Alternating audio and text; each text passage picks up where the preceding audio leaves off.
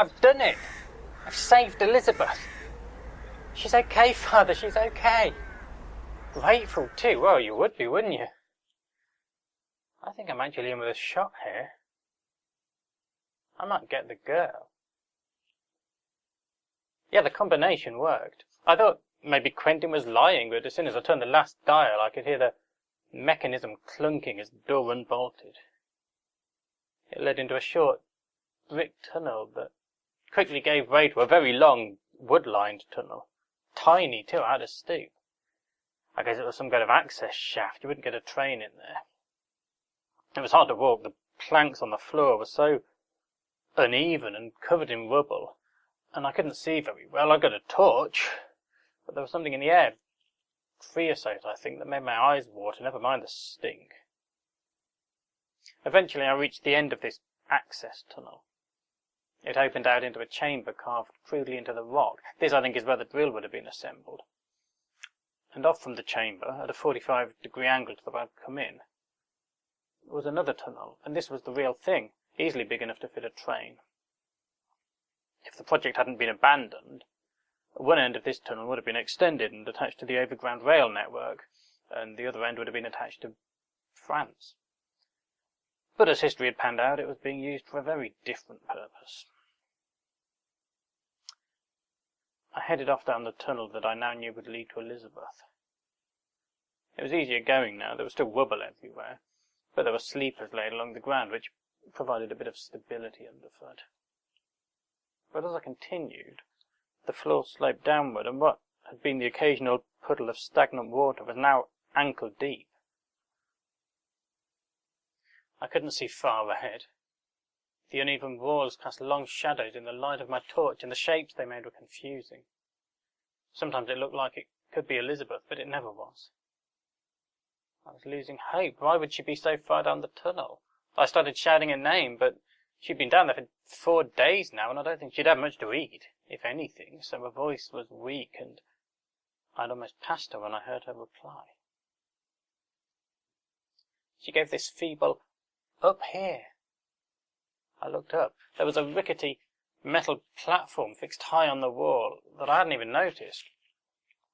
This was as far as they'd got when the project was canned. The tunnel ended up ahead, though they'd evidently dismantled and removed the drill. I guess this platform had been thrown up to aid the dismantling effort, so it had never been intended as a long-term fixture. 30-odd years later, it seemed a miracle it was still in place, and still in use, because there, strapped to the railings, was Elizabeth. This at least explained why Quentin had dragged her so far into the tunnel. It was the only place there was something he could tie her to. I climbed the flimsy ladder. The whole thing felt like one jolt and it would collapse, which was pretty scary because the platform was right at the top of the tunnel, maybe 8 or 9 meters high. I couldn't see the ankle-deep water doing much to break our fall. In any case, the surface was broken by piles of rubble, so if the platform did give way, it wouldn't exactly be a soft landing.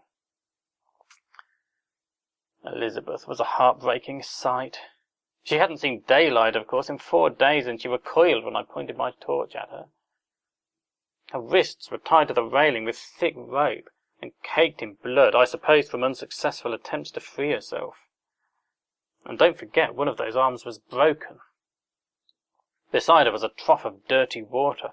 I think Quentin had just filled it from the fetid pool below. It must have tasted disgusting.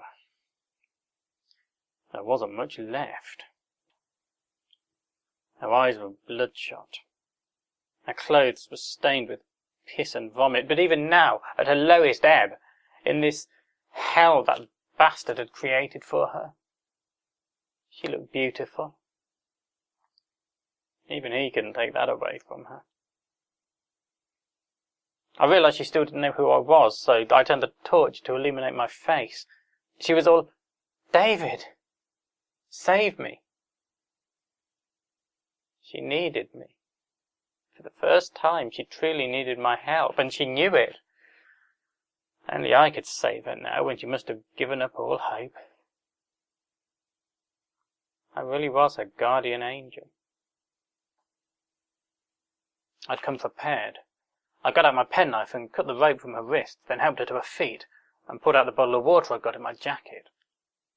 I was all, drink some of this. There's more in the car and food. I've got prawn cocktail crisps and digestives. She finished the water before she replied. She drank the whole bottle in like 8 seconds. Then she was all, those are my favourites. And I was all, I remember. I helped her down the ladder, almost had to carry her. She wasn't really with it yet. Then I helped her back along the tunnel.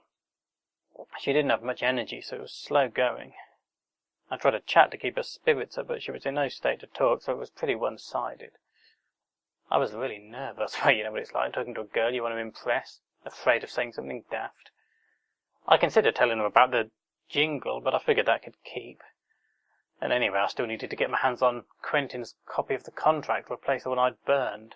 I didn't want to tell her she was rich until I had proof she owned the rights to the tune.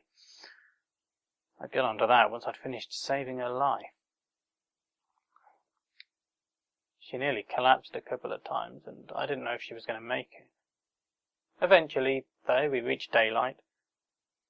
But there was a problem. My car was still there.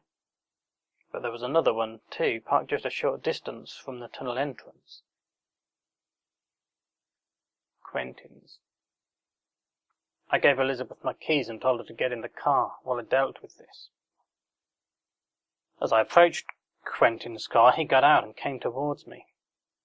I was relieved that after our previous encounter I'd had the sense to take away his gun, but had not put it with me, so we were both unarmed. He was all, not so tough now you're on your own, are you? I was all, want to bet? You've tried to kill me twice and failed. Let's make it a hat trick. But yeah, I was terrified. He threw himself at me, and my God, he's vicious. He was biting and kicking, and I tried to fight back, but honestly, Father, after the last few days, I'm physically drained. I didn't put up much of a fight. I managed to pull away and run, but he picked up a big rock and came after me. Then I stumbled and fell, totally exhausted, and I lay there and watched as he stopped and grinned and raised his big, heavy rock over his head and took aim.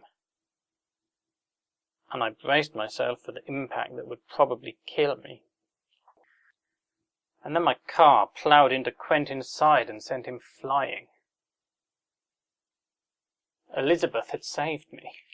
Even in that state, barely conscious, she'd managed to pull herself into the driver's seat and hit the bastard. We'd saved one another now, except not quite, because Quentin was okay. Injured and dazed, but still alive, and he pulled himself dizzily to his knees and groped around for his big rock. I saw it first. I cracked it over his head, and he slumped to the ground, still not dead, but stunned. I tied him up, loaded him into the car boot, and drove back into town.